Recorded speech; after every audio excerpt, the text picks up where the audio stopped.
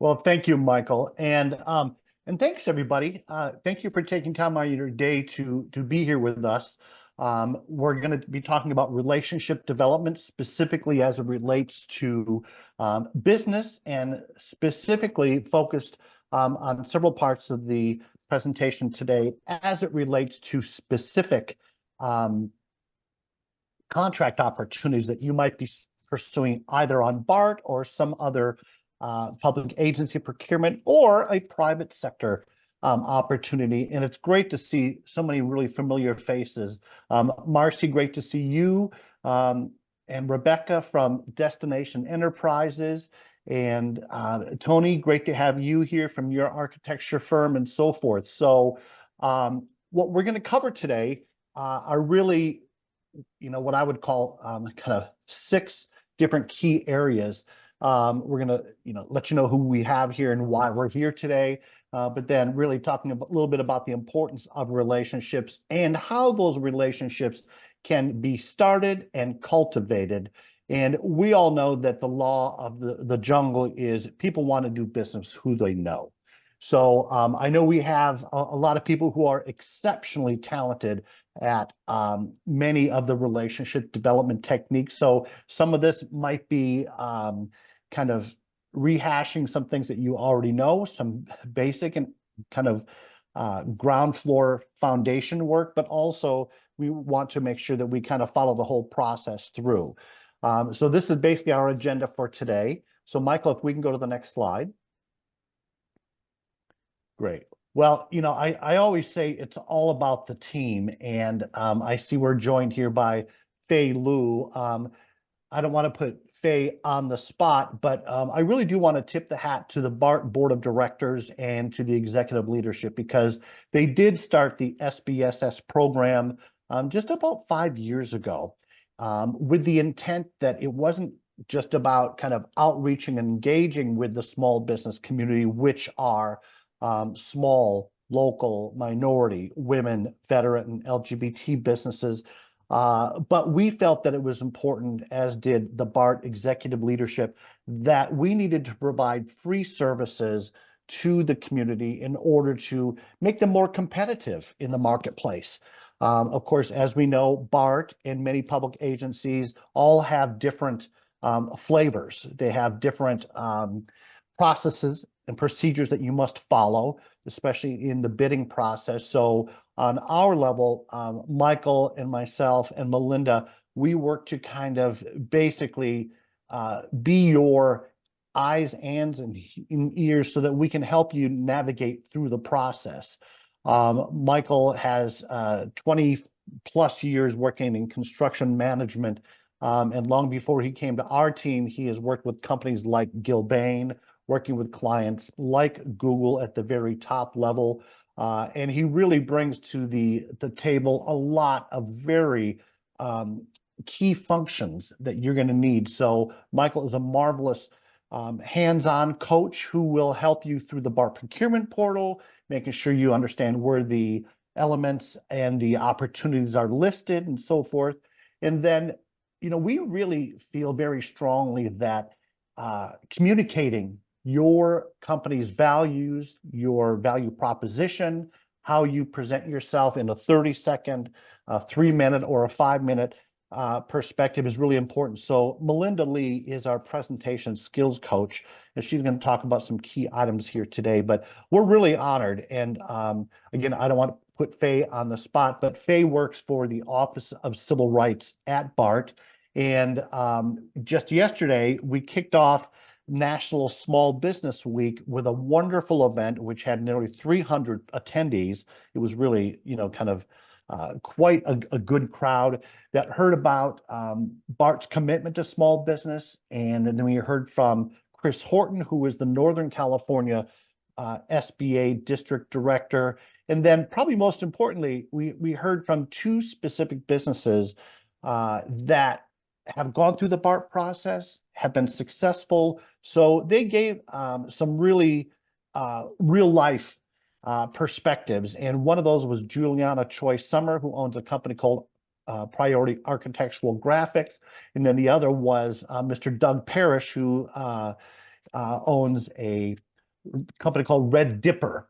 And both of those people really kind of were very authentic in what they said about, what are the benefits, what are the challenges, what do you need to be ready for? So I really want to tip our hat to the BART folks who put that event together yesterday. And primarily that was Mr. Alexi Chacon and members of his team from the BART Office of Civil Rights. So, Michael, can we go to the next slide? Yeah, and Paul, you could Oh, hi, always put me Faye. on the spot. You could always put me on the spot. I appreciate that. And thank you for saying all those wonderful things about the Small Business Summit that BART was hosting yesterday. I got to tell you, honestly, we missed doing those things. I think for me, it has been over 7 years since we've done something live. I had more hair. I had two fewer children, and it's amazing that we've gone so long without it. So we very much appreciated the opportunity to do so. Like you mentioned, we had some special guests. We had some really good turnout. Um, a lot of great work and appreciation of what SBSS does, and I think that can't be um, underestimated.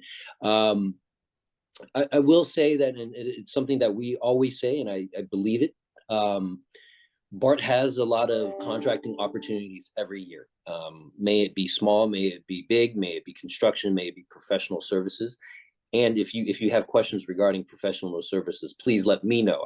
That is my specific expertise. But we have these contracts. We will not be able to succeed without small business support. It's as simple as that. We have goals on our agreements, and without the small business support, we would not meet those goals, and we would not have future projects. So, again, thanks for the shout out, Paul. I'll turn it back to you. And good morning, everybody. Great. Thank you, Faye. Great. So let's just dive in to make sure we're really defining and understanding the importance of relationships. Again, relationships form the foundation of any relationship because we must, first of all, have that sense of trust and authenticity. And as we all know in our personal lives, we go through life where if we resonate with somebody, if we align with somebody, it's basically because we have formed even at the most basic level, a sense of trust that what comes out of this person's mouth you can believe in, and you can basically build from there. And it's your spidey senses. If all of a sudden you're talking to somebody and they are either off message, off point, or basically they're saying things which don't appear to you to be believable. So that trust and authenticity really is at the genesis of absolutely every relationship. If you meet that person for 15 seconds, if you meet them for, a couple weeks or so forth, trust is the genesis. And then, from there, the way that trust is developed is through effective communication. And we'll talk a lot about that today. And again, I go back to the law of the jungle, that everybody wants to do business with who they know. And, I'm getting older. Like Faye said, I got a little bit less hair, but I will tell you that the people who are picked up on teams, who are team builders, when I think of people like Marcy, who is constantly building teams, it is based on her knowledge of those people and, her trust factor. And even with Andrea, with her business, she obviously, there's a lot of companies that do work in the same space that Andrea does, which would be, Andrea, how would you actually clarify and define what you do for your clients?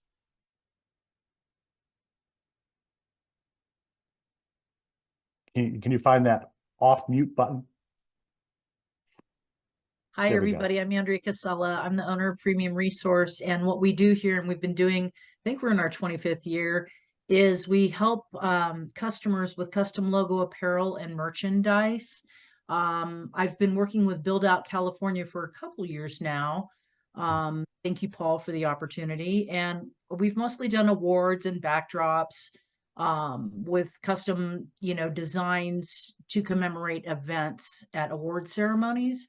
But we're not limited to that. I mean, we I mean, I love construction, and any opportunity to produce apparel would be definitely in our wheelhouse. Right. So what Andrea just shared with us is what she does. But I will tell you the reason why I continue to go to Andrea is because I trust that when I give her an order, that order will be delivered. It will be delivered on time, on budget, and it will be perfect. So I trust Andrea amongst her colleagues that she has always proven to deliver on every expectations and every commitment that she's ever made. So thank you, Andrew. I appreciate you sharing that. Appreciate it. And then, if we look at number 4, we're talking about prioritizing relationships within the small business community, because we all share the fact that we want to succeed in business as small businesses. And Cedric, it looks like you are with Minuteman Press.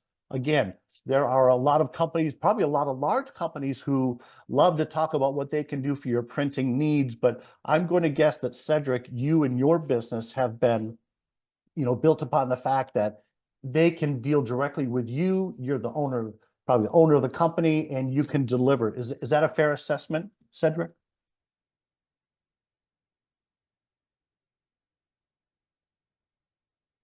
If we can, did you, yeah, they moved that unmute button around. There we go, Cedric.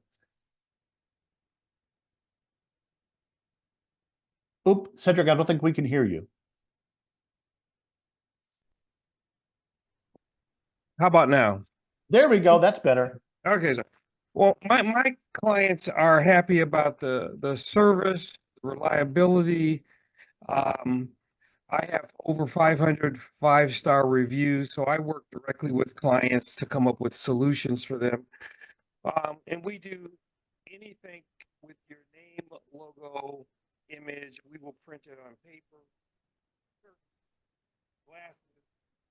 We do posters. We do books. Really, when customers come to me, I find a way to say yes. Oop, Cedric, can you put the microphone closer to your? It's hard to hear you. Oh, I'm sorry. And the growth for us now is mailing. We do quite a bit of direct mail, announcing events, and so very similar to the last speaker. We are printers of images on any and all surfaces. Great. So bottom line, you continue to build your business based on trust and your ability to deliver, right? Yeah, people come to us because we've proven that we can provide 5-star service. Perfect. Enough said. Thank you. Michael, can we go to the next slide?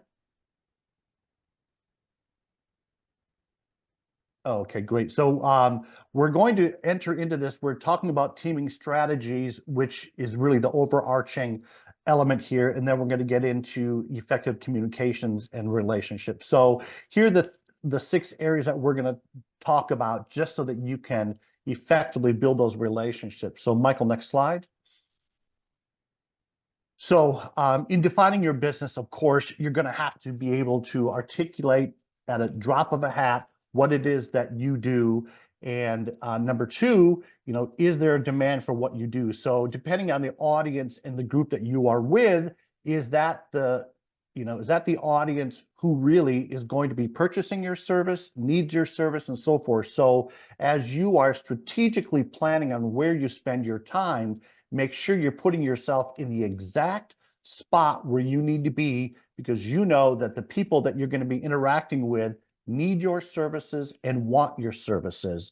And as each of us is different. Marcy, I'll go back to Marcy again, just because I know her firm so well, but she has a strategic initiative on many levels to put together teams specifically of women-owned businesses in construction, from a construction management and that perspective. So what she is looking for may not be something that Andrea has to sell or Cedric, but bottom line, making sure that you know the audience of people that you're going to be meeting with is going to really make sure your time is most effective.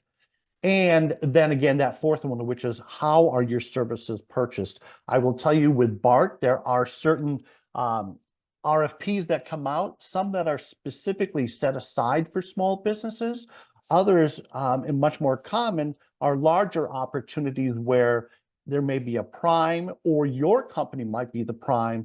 But if you are going to be subcontracting to a prime, you're going to want to know exactly what the process is for understanding what you're going to need for the procurement process to make sure that you are always showcasing your best foot towards the potential prime. If you are the prime, then you need to absolutely fully understand what is expected of you, what are BART's requirements.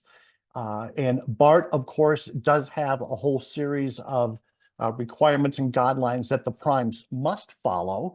And those could be both in the RFP procurement process and RFP, also insurance requirements and so forth. So again, we'll talk a little bit about how important it is to do that homework. So Michael, next slide.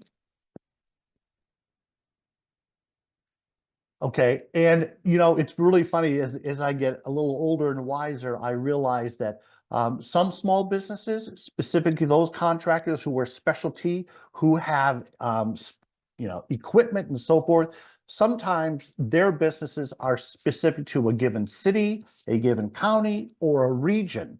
Many times BART will go ahead and we will outreach to firms who are in the 9-county Bay Area, because we know that generally most contractors and specialty subs will perform most efficiently if the contract opportunity and the project is in with their given region.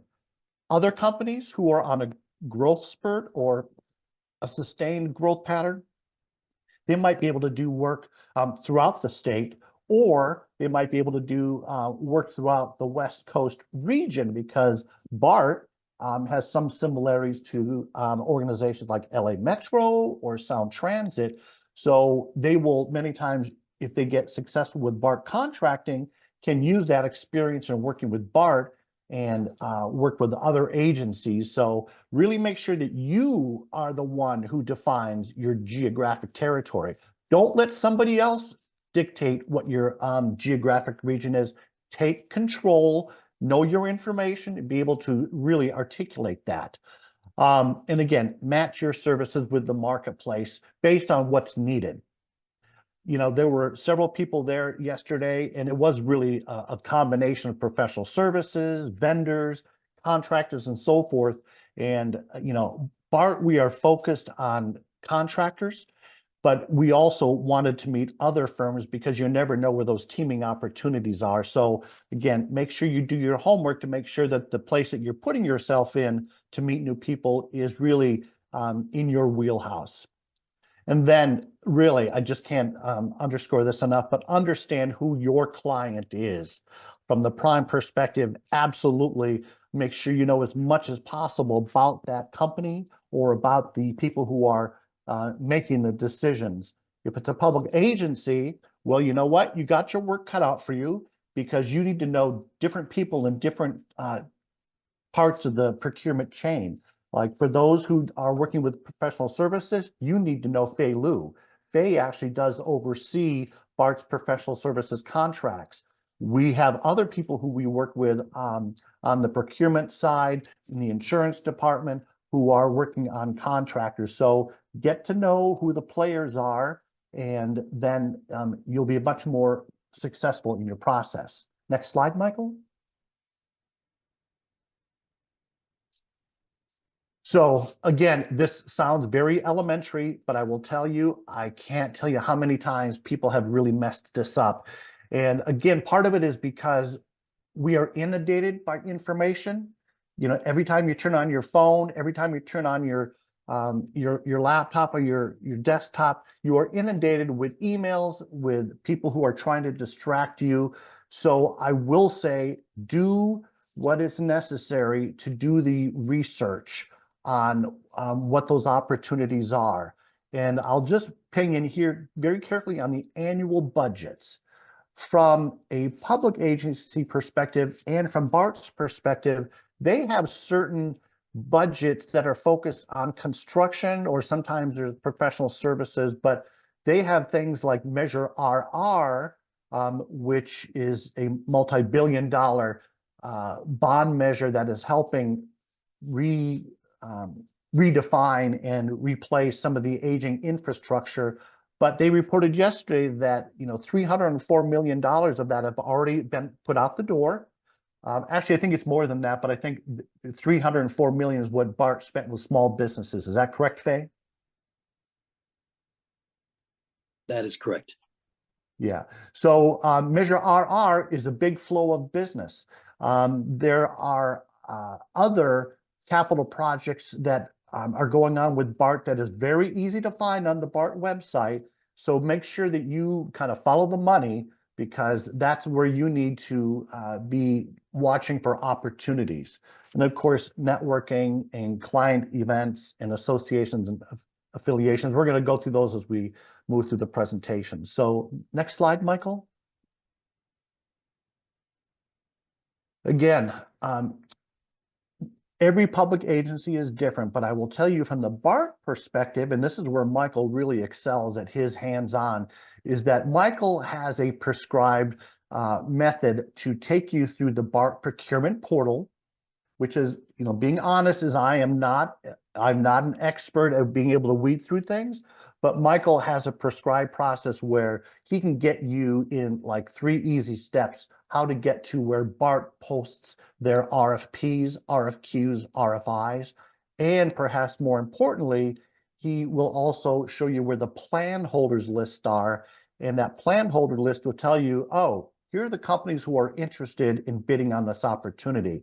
To me, that's like manna from heaven. That way I get to find out who are those primes who I need to be best buddies with, and pitch my value added services. And again, websites, print advertisements, I know print is a lot different these days, but a lot of companies in their good faith efforts will post a notice that they are going after a specific opportunity. There are several great publications in the Bay Area. One of them is the SBE newspaper. So don't forget to use the old school print. And of course, I just can never, because of course I'm an advocate for industry associations, absolutely put your time and energy into working and being a part of the different organizations. And there are so many well-deserved and really fantastic organizations that have their act together. The National Association of Minority Contractors in Northern California. We've got the San Francisco Builders, San Francisco Black and Latino Builders Association.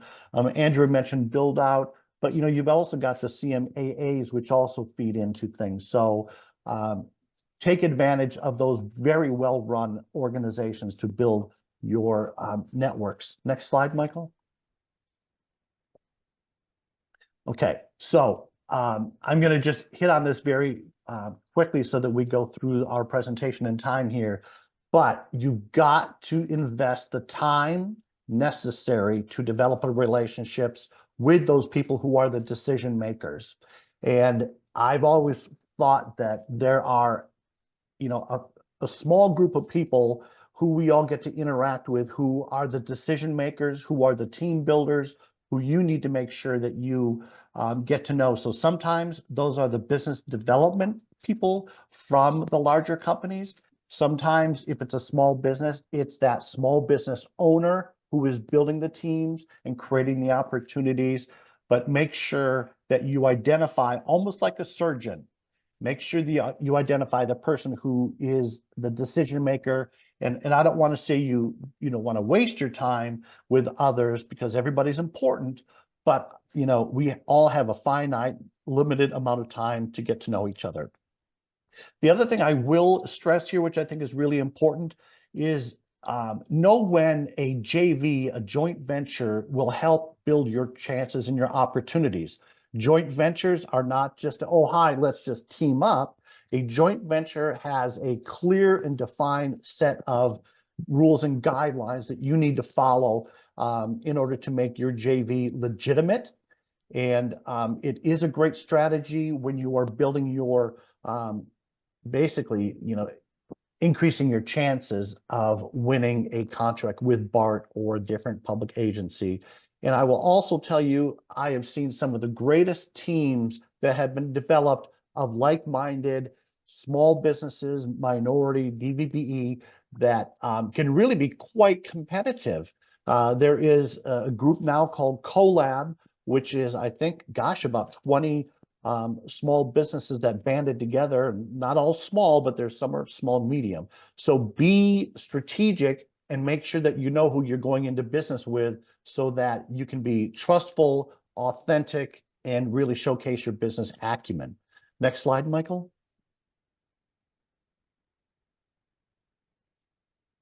So of course, your branding is so important. I don't want to spend too much time on this, but the way to develop your trust is to have your brand as strong and resilient as possible. And that could anywhere from make sure people know about your business, what you do, but absolutely make sure you can point back to your past performance as a company that can be trusted. So past performance is always important. If you're a new business, I will tell you that's not a disadvantage.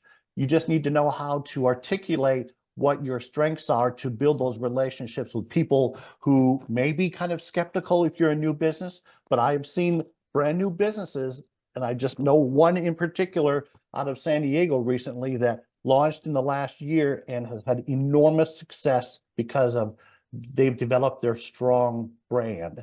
And if you've got to have your website, you've got to have your statement of qualifications.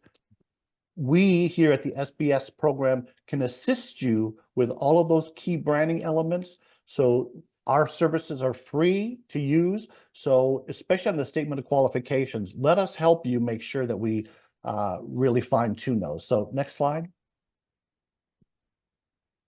And great. And you know what? Here's the bottom line. You're going to have to invest the time.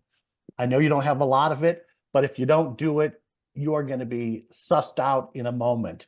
And again, Andrew doesn't need to know the whole scope of work for things, but what Andrea needs to know is what are the eccentricities of a given client? What makes them tick?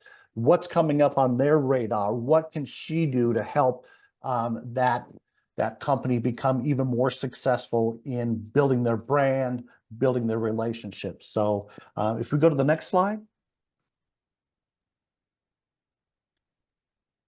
So I'm going to turn this over to Melinda next, and we're going to quickly go through her slides. Again, some of this might seem like it is elementary, but Melinda, you've seen it 100 times, right?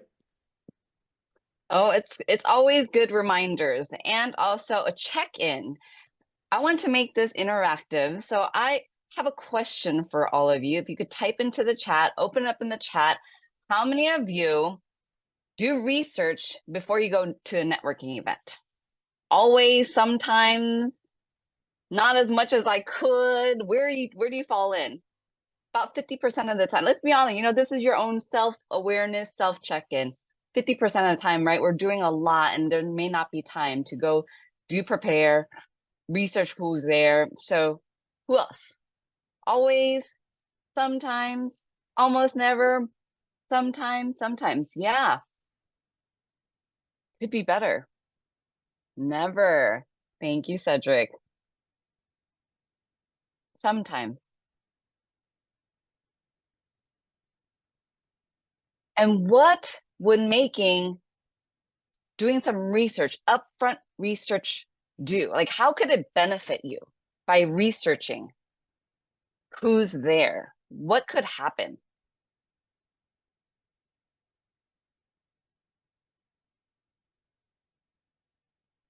I'm just curious, what could happen for you? What could be a benefit? When you research before you go to a networking event. Andrea, get better understanding of how to approach the client, get understanding of what the service the client is looking for. Yes. Just like what Paul had said, it's like a surgeon. When you do the research, you know the people, you know what you can communicate, you know how to connect with them, you make it more engaging. you have some thought and planning about how to approach them. So that's what we're going to just quickly go over today. We're going to talk about how to effectively prepare for your moment, because as you know, you have about 15 seconds to make a great first impression, but a lot of that has to do with preparation before you connect with the client. And then afterwards, Mike will take you to the bidding and the execution afterward. But all of this has to do with your relationships and you building trust. And that's the goal. So go ahead, next slide. Being prepared for any meeting, whether it's virtual or live, is so crucial.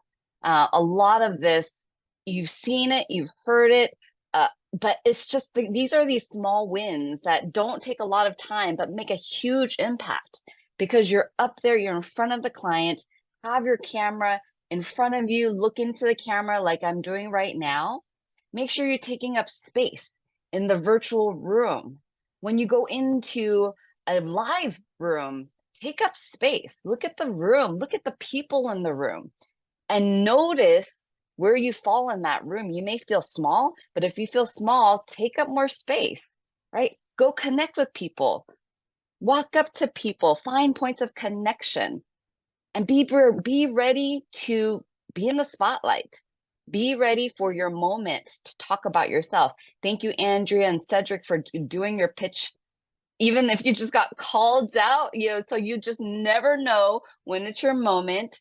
And so have your pitch ready. But just like today, have your camera ready. Have your audio ready. Wear a shirt that complements your skin color. Have your background decluttered. And again, looking into the camera so you're making that eye-to-eye contact. Sometimes we'll look down on the screen and think we're making eye contact when we're not. Look into the camera, that green dot. And if it helps, I put a photo behind the green dot, a photo of someone I trust, my daughter, my mom, my friends, just so I can look at some friendly faces and friendly eyes to make that connection. Next slide.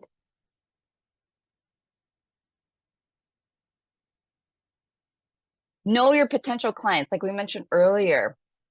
This allows you to then connect with them. You will feel like you know them. And when you feel like you know them, they're going to want to connect with you because your guard is down and you can just have like a sense of trust. You can build the trust more easily when you know their history, you know their core values, you find points of reference and connection. That is how you start to build trust. That's not how you build the trust, but at least you can start to build trust by finding things to talk about, right? Review the scope of work.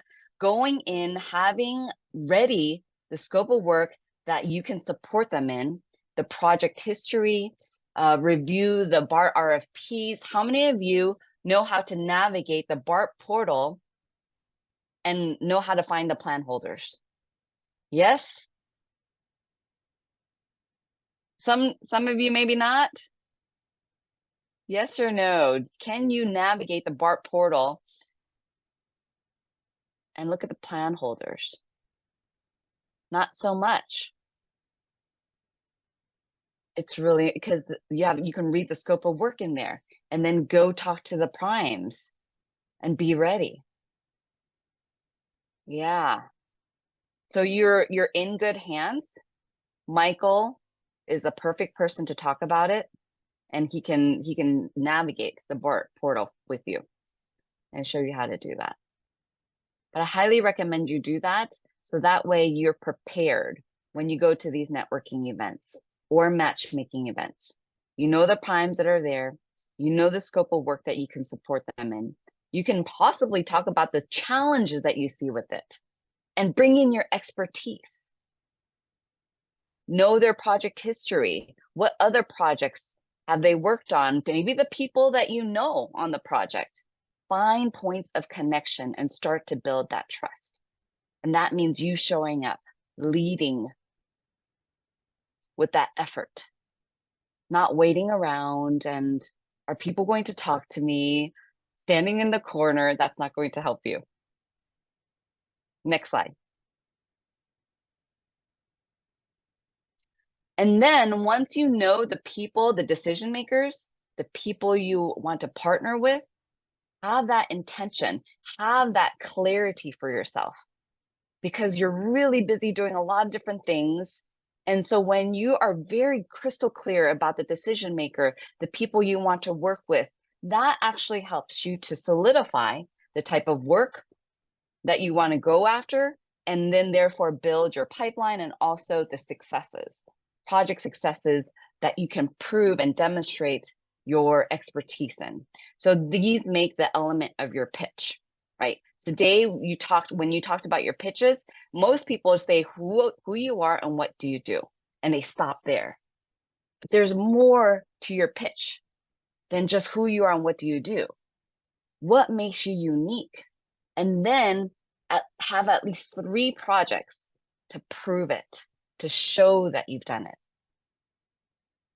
So when you're crystal clear about the decision maker, the people you surround yourself with, the projects that you have had success in, you can start to add to your pitch, demonstrating more trust, more proof that you've done it, and therefore build more connections and more opportunities for you.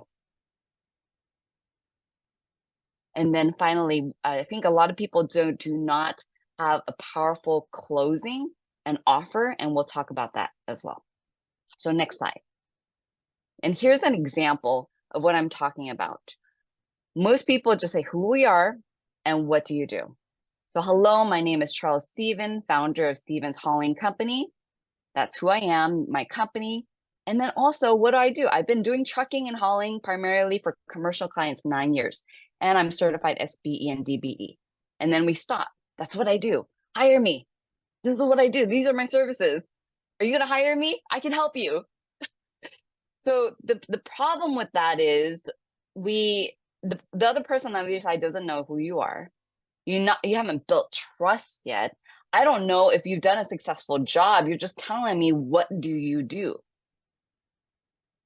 To help you stand out even more, I encourage you to really think through what makes you unique, which is the next slide. And saying that clearly, concisely in your pitch. What makes you unique? I noticed the scope of work requires that we work at night. So now you're honing in on how you can help the decision maker right now in this moment, because you reviewed the scope of work. We're a responsible carrier. We work night and day to meet the schedule of the project. Wow, right? Automatically, I'm going to save you time. I'm going to save you your headache because I'm going to work night and day for you. And that's what makes you unique. That's what we're known to do.